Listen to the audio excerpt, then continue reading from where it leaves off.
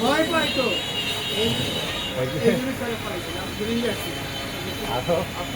আপনাকে তো ধরে নিতে যেভাবে আইন বিধি আছে ওইভাবে চলতে হবে। এবার চেক করতে আসতাম সবাই পালাই চলে গেলেন, মানে এগুলো কোন জনের শিক্ষক যদি চালাতে চান, শোনেন, কমিটি যদি ঠিকমতো চালাতে পারেন কমিটি চালাবেন, আদারও কিছু কমিটি রেখে লাগবে না। আমাদের জনগণ আজকে স্যার চাইছিল আমার সাথে আপনাদের পরিচয় করাই দিল। আচ্ছা, এই ধরনের কি শিখাইছেন? যাই হোক, পানেলের মূলত আমরা কেউ স্পটে না থাকার কারণে ওই আগের ঘটনার জন্য এরা ভয় পাই।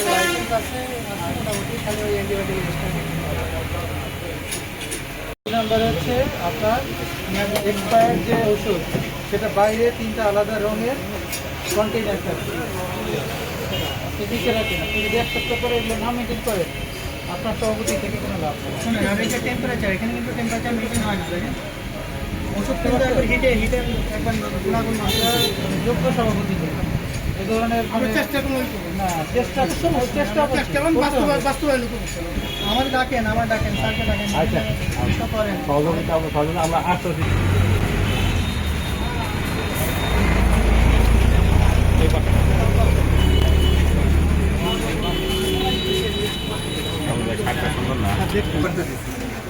করতে দিচ্ছেন অফিস থেকে কোনো রিসিভ কপি দেয়নি?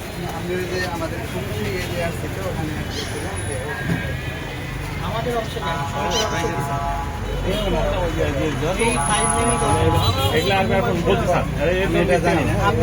পিছনে লাইসেন্স আছে, ওটা লাইসেন্স আছে, জরিমানা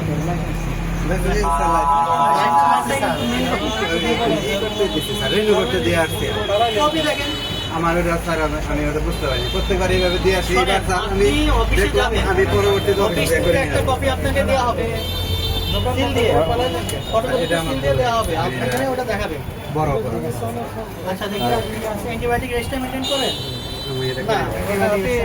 আমাদের কাজে বাধা দিলেন।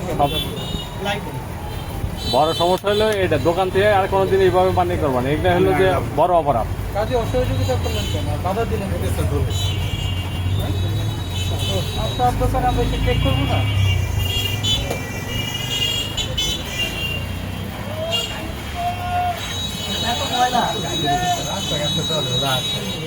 এই যে মেয়াদ উত্তীর্ণ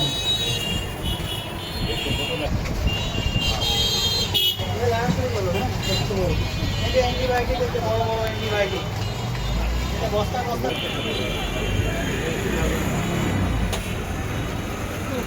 কিনা বস্তা জীবাণুর অবস্থা তো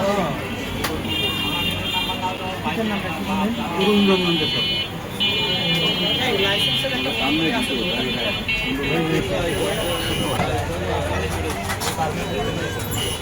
জরিমানাটা হয়তো বা হইতো না, এই যে বন্ধ করার কারণে এটা হইলো।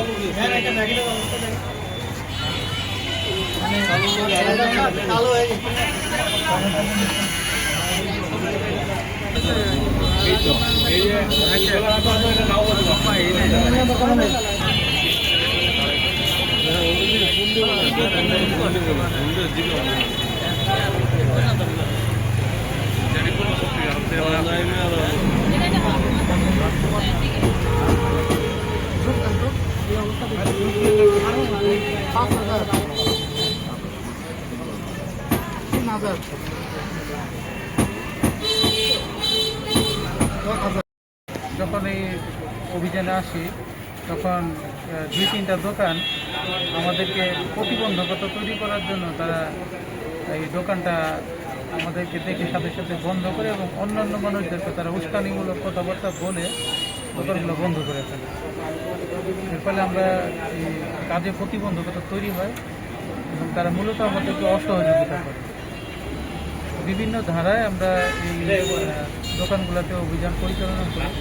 আমাদের সাথে ড্রাগ সুপার টাঙ্গাইল উপস্থিত আছেন এবং থানা পুলিশ সদস্যরা আছেন এবং আমাদের সংশ্লিষ্ট অন্যান্য দপ্তরের কর্মকর্তাবৃন্দরাও আছেন। তো কোনো দোকানে আমরা একটা ধারায়, কোনো দোকানে আমরা যাচাই করে যেটি পাওয়া গেছে আর কি, সব দোকানের সকল ধারায় আমরা পাই নাই। যে সকল মানে তাদের ভুল ত্রুটি যেমন যাচাই করে যেমনটা পাওয়া গেছে ওইভাবে আমরা তাদেরকে সতর্ক করেছি এবং বিভিন্ন ধারা অনুযায়ী তাদেরকে আইন অনুযায়ী জরিমানা করা হয়েছে এবং তাদেরকে আমরা আবার 1 সপ্তাহের সময় দিয়েছি যে তাদের যে ভুল ত্রুটিগুলো আছে তারা যেন এটা ঠিক করে নেয়। বিশেষ করে মেয়াদ উত্তীর্ণ ওষুধগুলোর জন্য আলাদা কন্টেইনারে তারা একটা নির্দিষ্ট স্থানে রাখে, নিজ ব্র্যান্ডের ওষুধ যেন তারা না রাখে, ফিজিশিয়ান সিম্বল যেন আইনবিধি অনুযায়ী যেভাবে বিষয় ওইভাবে যেন তারা মেনটেন করে এবং যখন কোনো উপযুক্ত কর্তৃপক্ষ যখন তাদের দোকানে আসবে আইনবিধি অনুযায়ী চেক করার জন্য তারা যেন সেটাকে সহযোগিতা করে। আর এই বিষয়গুলো তাদেরকে সতর্ক করা হয়েছে। স্যার মূলত এটা হচ্ছে যে তারা এই মেয়াদ উত্তীর্ণ ওষুধগুলো রাখার কারণে আনরেজিস্টার্ড যে ওষুধগুলো আছে, অ্যান্টিবায়োটিকের আপনার রেজিস্টার মেনটেন করছে না, এই বিষয়টা প্রমাণিত যে ওভার দ্য কাউন্টার ড্রাগ ছাড়া যে ড্রাগগুলো প্রেসক্রিপশন ছাড়া দেওয়া যায় সেগুলো বাদেও তারা কিছু কিছু ওষুধ দিচ্ছে। মূলত স্যার আমরা বলতে পারি আপনার আনরেজিস্টার নিবন্ধনবিহীন ওষুধ পাওয়া মেয়াদ গেছে উত্তীর্ণ যে ওষুধগুলো পাওয়া গেছে সেগুলো মূলত একটা আলাদা কন্টেইনারে নির্দিষ্ট জায়গায় রাখা। দোকানের বাইরে এটা রাখতে হবে। সেগুলো ওই সেটা ছিল কোথায় স্যার ওষুধগুলো? সাধারণ ওষুধ যেখানে রাখে ওইখানে তাহলে তো এটা